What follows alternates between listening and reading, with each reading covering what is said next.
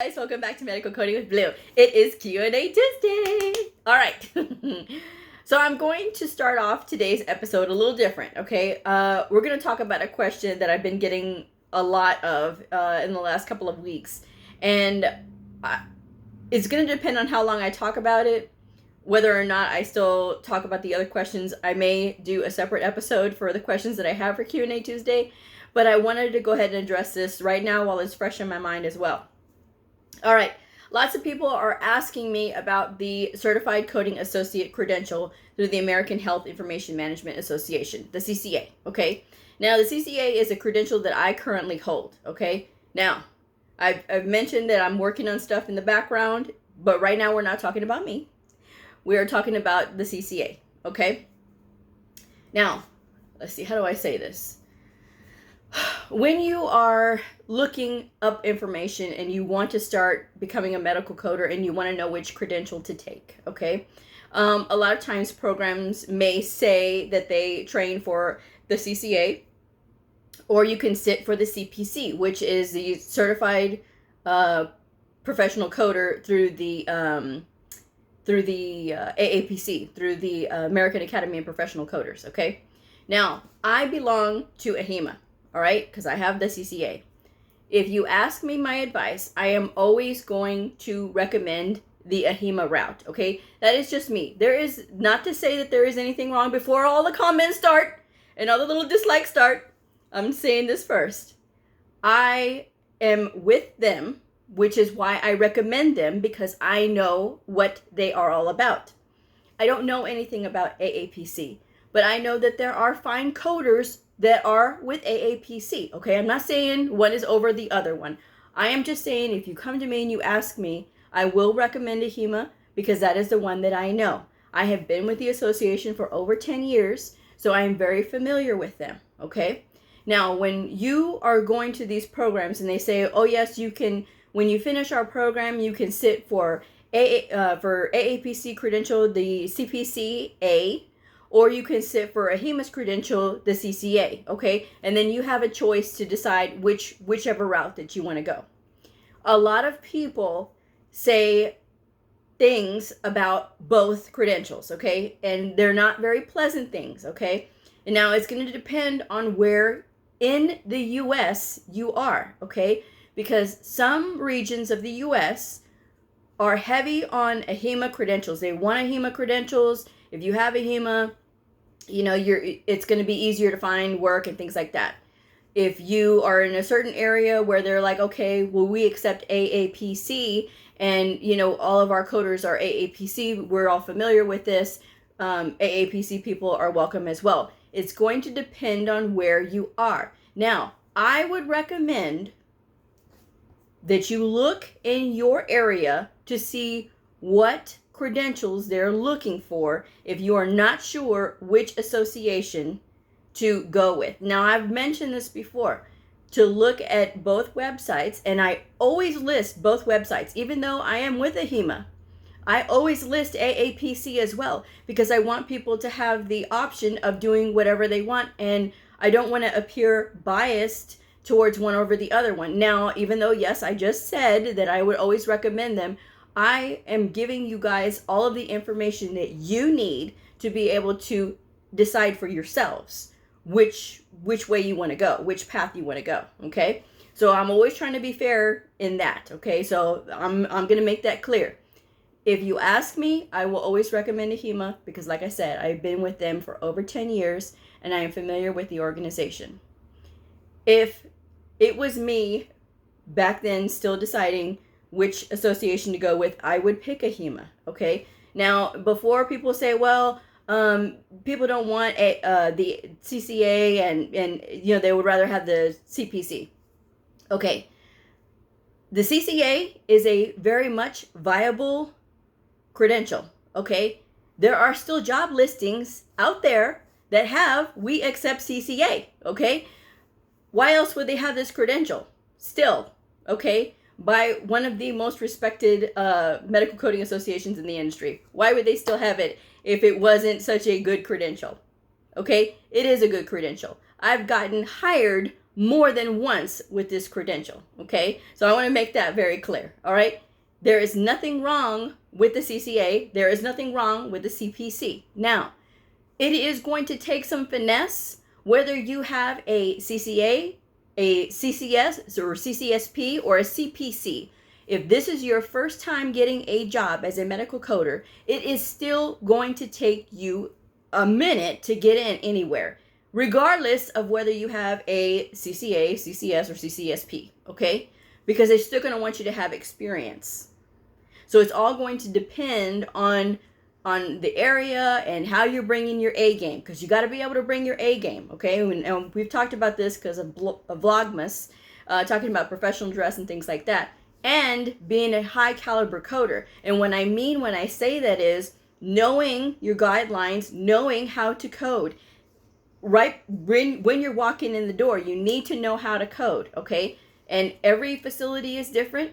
There's going to be some facilities that do things a little differently because of their systems and things like that, or they're gonna train you to look at things a different way because of how their systems are going. But for the most part, you're gonna have to know how to code, medical code, as soon as you walk in the door.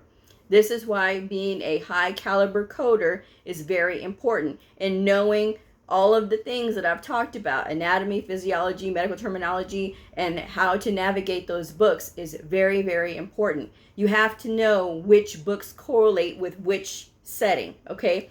If you are working in the outpatient setting, you're going to be working with the CPT procedure book, okay? If you are in the inpatient setting, you're going to be using the PCS book for their procedures, okay? Because that is what they use on the inpatient side of the house. If you don't know how to code inpatient, that is because it is different. The credential for it would be the CCS, which is a Certified Coding Specialist, okay? Now, that CCS credential with AHIMA, you have to go to an AHIMA approved program. There is a list of AHIMA approved programs that you can take in order to be able to take that certification exam. Or if you have experience, there is the information on the website about the criteria that you have to meet in order to be able to take that credential exam. Now, that credential exam is considered the gold standard, okay? Because that means you know both the outpatient and the inpatient setting, that you can code both CPT and PCS procedures, okay? So it's a lot more involved with that credential. So that's why that credential, there's a lot of people that ask for that credential, because that means that you're a very versatile coder and that they can basically put you anywhere and you're going to be able to know what to do. Again, I don't know a whole lot about AAPC and their credentials. I do know that when you take the CPC exam, there's a little A for apprentice after, right? And then you have to either do some kind of program that they have in order to remove that A, or you have to have some experience already with coding a certain amount of time in order for them to be able to remove that A, so that you will be a CPC, okay? Now, I will say this. There is nothing wrong with the CCA. If you get a CCA, good. There is nothing wrong with the CPC, okay? There is nothing wrong with either one of them, okay? But I want to caution everybody that when they're looking to decide which credential to get, do your homework. Don't just listen to talk and hearsay, okay? Because it's ultimately your journey. It is your life. It is whatever you decide to do. Now, do people go from the CCA to other credentials? Yes, they do. Again, we're not talking about me, all right? I told y'all I have stuff going on in the background. I'm not going to bring it to the channel just yet, but I do proudly hold a CCA. And again, I have been hired more than once with this credential, okay? And if I had to do it over again to pick between either one of them, I would still pick the CCA, okay? And there are still, like I said, there are still job listings for the CCA. If you don't believe me, go to the AHIMA website and check, okay? Or you can put in a national search and look, they're there, Okay, so that is my advice on that. I know I went almost 10 minutes on that. But, I mean, be very careful about who you're listening to, okay? Especially if the person seems very biased more towards one over the other one. Make sure that they know their background, they know the research on both associations. Make sure they know, okay? Because, you know, people can say, oh, well, yeah, CPC is so great, or no, AHIMA is so great, or whatever. You have to make sure that they know and they understand what they're referring to, what they're talking about. I've had people comment on my channel that I've removed their comments because they were so nasty. Somebody actually was cursing in one of the comments, and I removed their comment because there's no reason to be ugly when you are commenting, and especially if you don't know what this association or what either association is all about. It's all going to depend on the coder. Now, I've known people who have the CCS, and I've known people who have the CPC. And of course, I know lots of CCAs, okay? And I can't say one knows more than the other one because it all depends on the individual. There are things that I know that a CCS didn't know. There are things that I know that a CPC didn't know. There are things that a CPC knows that I didn't know. And it goes either way. You know what I mean? It's going to depend on the coder and the caliber of the coder. So that is my advice on that one. Okay. If you're interested in the American Health Information Management Association, go to the website and look at all of the information there about the credentials that they have. Okay. If you are wanting to have more questions answered, I'll help you as much as I can, but I always recommend calling the customer service hotline because they're really good about giving a lot of information, okay, if you are really truly stuck, okay? And like I said, always check with AAPC if you're curious about them and their credentials, okay? So that's going to answer that one. Now, let's go ahead and get into the questions for Q&A Tuesday. How important is it for new coders to know about the different insurance companies? All right. So it's going to depend on what your function is, wherever you're working. I do not have to work with the insurance company because all I do is the medical coding. Okay. Somebody else takes care of the insurance company. Like I said, it's going to depend on where you are in your setting. Okay. Some of you may never even have to know anything about insurance companies. I do know a little bit about certain insurance companies only because I'm a researcher. That's what I do. I do research, I learn, I listen, and I talk to people and things like that. That's the reason that I know some of the things that I know, okay?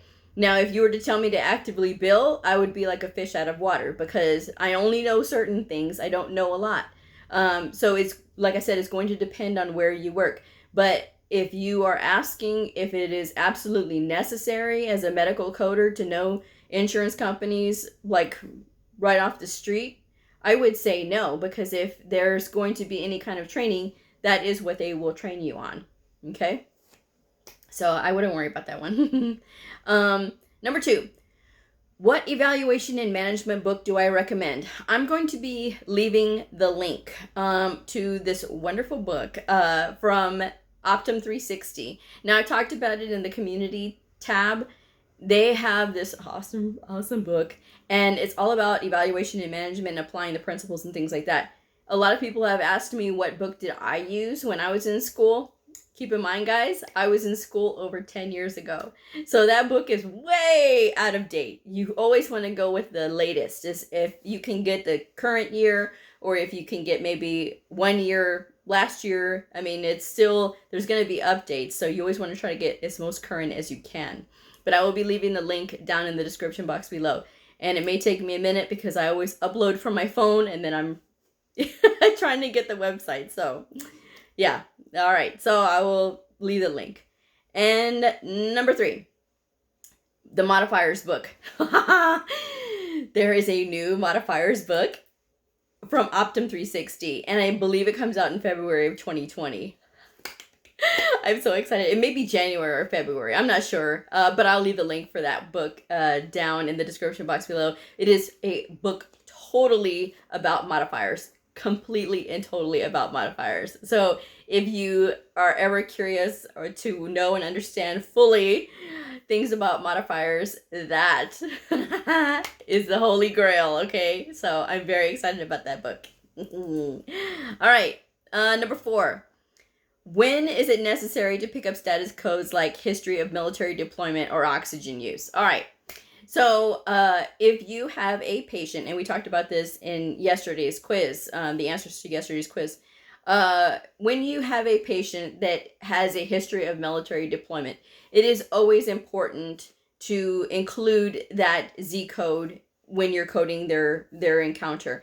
If what they're coming in for is related, okay? In the scenario that we talked about, and of course all my scenarios are fictional, okay? The patient had come in from Iraq and they had a severe case of pneumonia.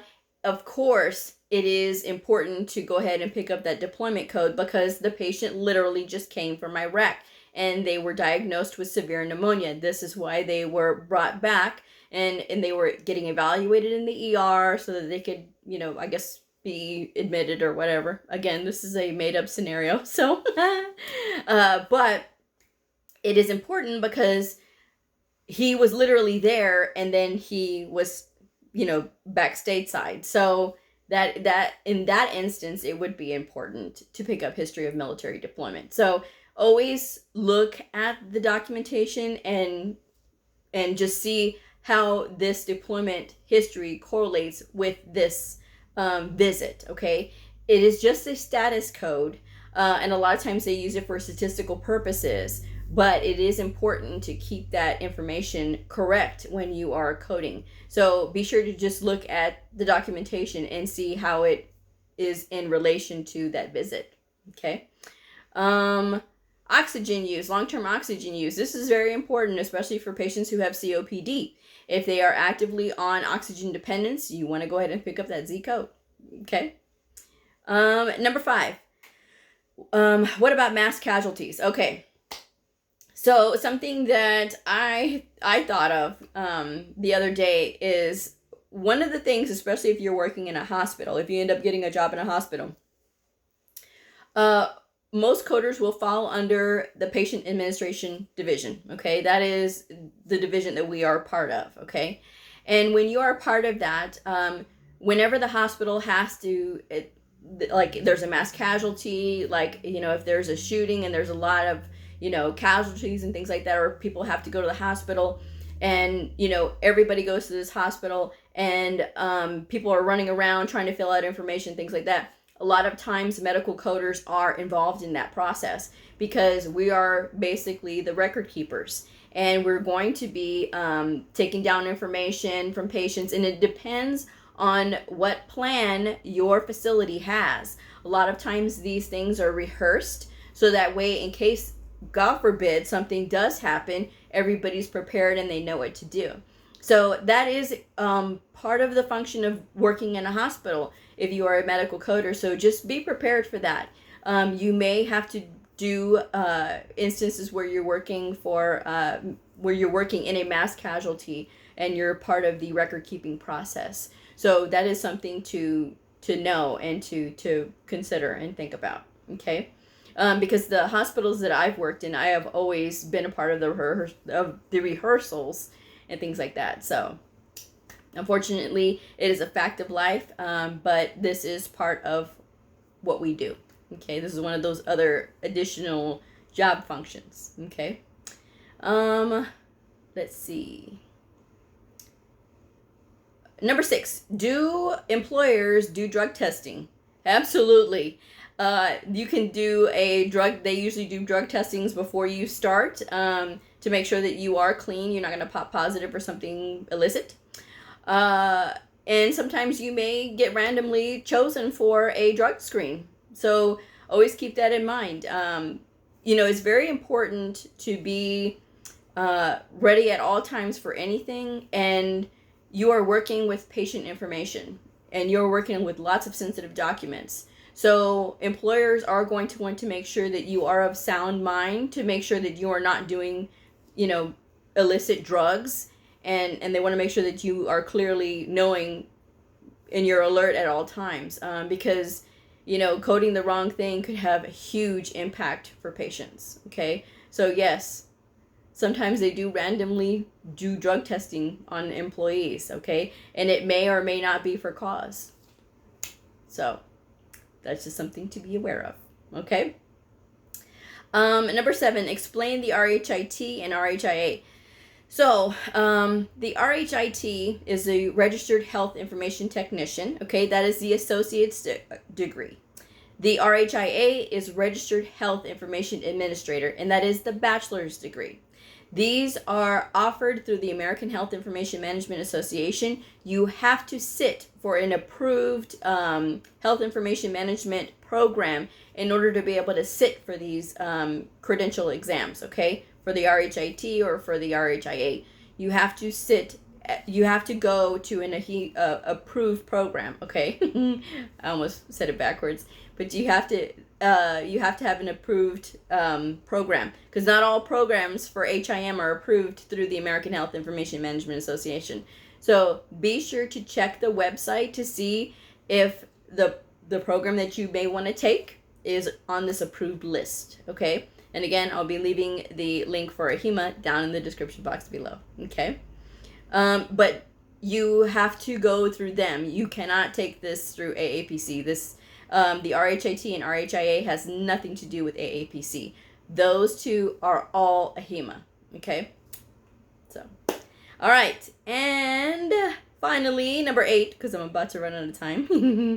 Number 8, talk about the CCA course and how student membership is included. All right, so if you decide to take the CCA, if you decide to do an online program and you're going through the American Health Information Management Association, you're taking the course for the CCA, a student membership is included with the package.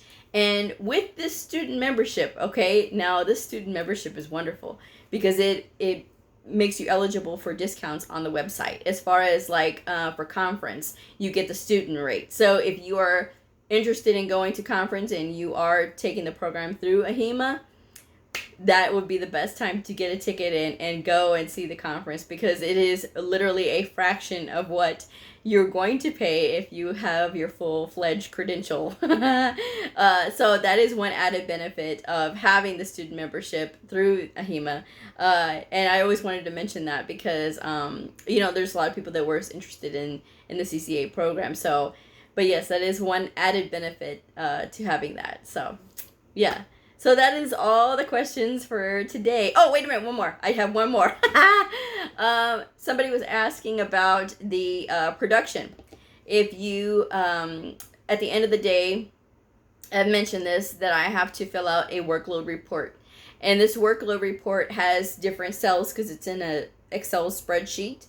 And it'll tell me, because like I'll put in there how many I received, how many I coded, and then I'll take out any time. Excuse me. I'll take out any time that I did other things other than coding, and then it'll finally tell me of all the hours that I worked if I actually met the standard, or if I, met the goal for the day. And if I don't, it's okay, because this workload is just sort of a check and balance to make sure that you know that either you're making quota or you're not. And if you're not, it's okay, because you have the next day to make it up. It is a rolling, it is an average, not rolling. It is an average of the time that you are in your rating period. Like if sometimes it's 6 months, sometimes it's a year. When you are in your rating period, it'll let you know if you are meeting quota, if you're meeting the standard every day. And like I said, if you don't make it on one day, it's fine. You can make it up down the road, or the next day. You can make up however many you missed for that day. So it is all going to depend. Not every day you're going to be able to hit it sometimes. Some days you're not going to be able to hit your quota, okay? And it could be for a myriad of reasons. It could be because of the intensity of the chart. It could be, the documentation needs to be gone over with a fine-tooth comb. There is a bunch of reasons why. If something is going on with the documentation and it's taking you too long to get through it, I've always suggested to stop what you're doing on that, and just move on to some easier charts to work through, and then coming back to it. I've always recommended that. But if you have to stay stuck on it for whatever reason, like sometimes it just takes time to just go over it, talk to your supervisor or your lead or whoever and let them know what's going on, so that they don't think that you're just goofing off, okay? That you're legitimately working. Now, I've had that. I've worked for some level 1 trauma centers, okay? And it's taken a minute because the diagnosis list was like this, because they had, accidents, and, they have to have the external cause codes and things like that. So talking to your supervisor and letting them know, hey, I had this one chart. It took all this time. Sometimes they will be a little bit merciful and take some of that time off during the day, so that way it's not going to impact your numbers at the end of the day, as far as being able to meet quota or not. So, it all depends on your ability to communicate with your supervisor or your lead, whoever you're reporting to, okay? But don't use it as an excuse. Don't abuse it. And that is the most important thing, because it's going to happen occasionally, but not all the time. So when it does happen, just be sure to let them know. Hey, I had this one that was really, really bad, and it just took me too long, and so that's why I didn't.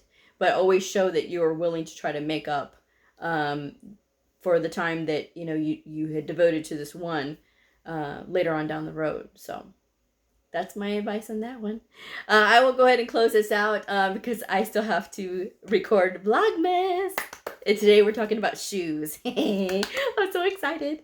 So anyway, if you guys have any more questions, let me know. And I will include my email address down in the description box below. And I'm always stockpiling questions for next week's Q&A Tuesday. So I will see y'all then in that one. But if you are a medical coder, a medical coding student, somebody curious about the fascinating world of medical coding, a provider or a nurse, I invite you to like and subscribe and follow me on my journey in medical coding. All right, I will see y'all in a little bit.